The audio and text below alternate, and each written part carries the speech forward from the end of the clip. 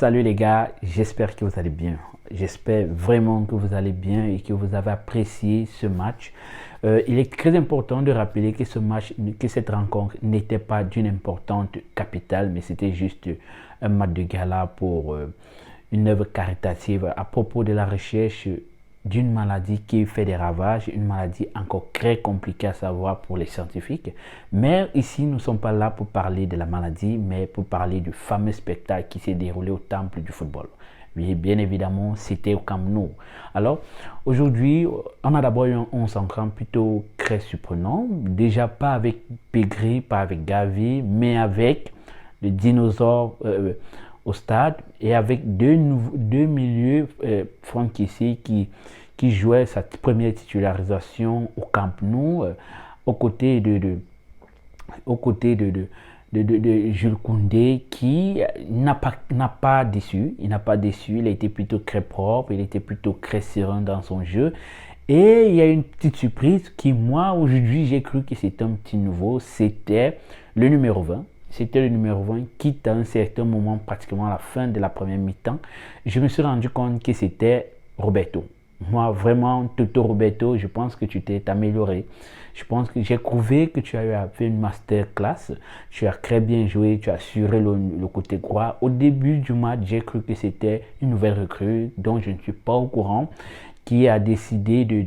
à qui on a décidé de donner un peu de temps de jeu pour un début au temple du football. Mais à ma grande surprise, c'était Toto Roberto.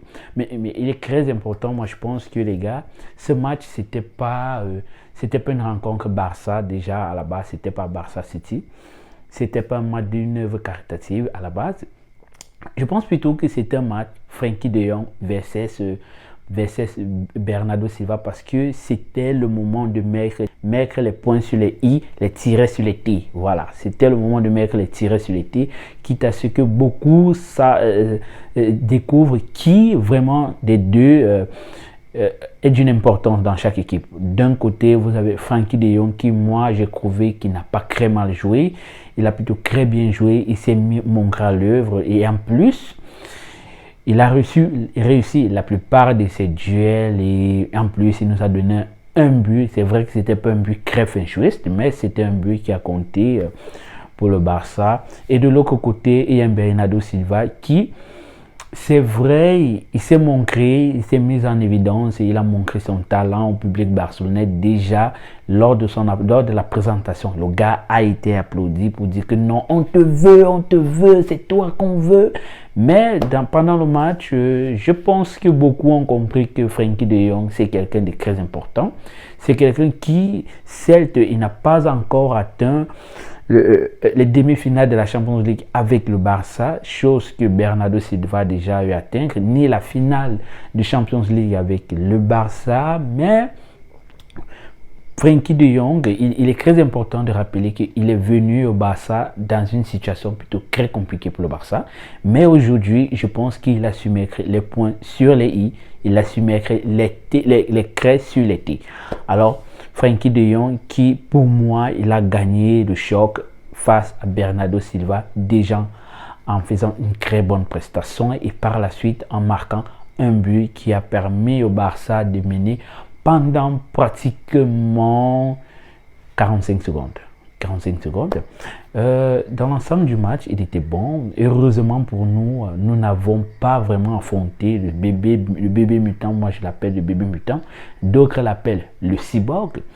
Erling Haaland, je pense qu'on a eu cette petite chance-là de ne pas avoir affronté Erling Haaland de la première minute à la 97e minute, mais plutôt pratiquement pendant 10 minutes à 15 minutes. Il n'avait vraiment pas le temps de se mettre en évidence et de montrer quel est son talent et son influence et son impact dans le jeu. Ça, c'était plutôt une bonne chose pour nous. Xavi a su gérer son équipe. Mais le petit comble dans la chose, c'est que je suis un peu triste de savoir que pratiquement nos deux buteurs vont nous quitter. Oui, ils vont nous quitter. Aubameyang qui est vraiment cotisé par Chelsea et Depay qui est cotisé peut-être entre parenthèses par le Manchester United qui, moi je pense que nous allons perdre deux buteurs en l'absence de Lewandowski ou de Ansu Fati ou de Dembélé, je serais vraiment triste. Mais je dirais merci à ces deux qui nous ont vraiment aidés dans des moments très compliqués. Déjà en commençant par Depay, parce que grâce à Depay, nous n'avons pas été derniers en première partie de saison l'année passée, et avec la présence de la panthère du Gabon, nous sommes revenus au top, nous sommes revenus pour batailler pour des places qualificatives pour la Champions League. Sur ce les gars, j'espère vraiment que vous avez apprécié le match. Le Barça a su gagner ce match, un simple match amical face à City grâce à 2 buts, à un but de Aubameyang, un but de Memphis Depay, une passe décisive de Toto Roberto. Bien sûr, Toto Roberto s'est vraiment démarqué aujourd'hui, et un but de Frenkie de Jong. Déjà, Baldé, je pense que même un aveugle n'a pas besoin de voir Baldé pour dire que Baldé devrait être titulaire dans un match. Vraiment, tu n'as pas besoin d'être un aveugle pour savoir que Baldé a sa place en tant que titulaire au Barça. Mais on attend voir quelle serait la gestion de Xavi en fonction de Baldé. Je pense que c'est un crack pour nous d'avoir un latéral qui sort du centre de formation et qui sort de bonnes prestations chaque fois qu'il joue. Alors les gars, j'espère vraiment que vous avez apprécié le match, que vous vous êtes régalés avec Toto Roberto, avec Frenkie de Jong, avec Bernardo Silva, Kevin De Bruyne et toutes ces stars qui ont eu à jouer au Camp Nou ce soir. Allez les gars, yo!